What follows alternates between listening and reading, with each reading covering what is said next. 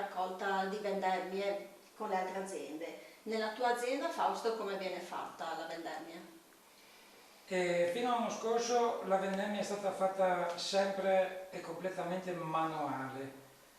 Dall'anno scorso ci siamo avvicinati per la prima volta alla vendemmia meccanica, perché c'era e ci sono notevoli problemi sia per avere della manodopera nel periodo della vendemmia a disposizione, e poi tanti problemi burocratici anche per l'assunzione o per avere a disposizione queste persone. Quindi abbiamo avuto l'occasione, ci siamo attrezzati per la vendemmia meccanica. Non facciamo vendemmia a conto terzi, quindi ci dedichiamo tutto il nostro tempo a vendemmiare molto lentamente e più morbidamente possibile le nostre vigne, e i risultati che abbiamo ottenuto sono molto confortanti.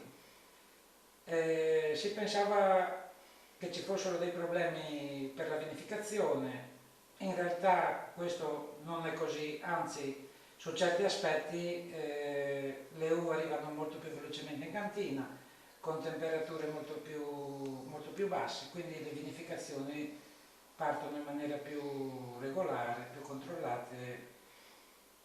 È chiaro che non è la mano è sempre la cosa migliore, però ci stiamo lavorando, dai.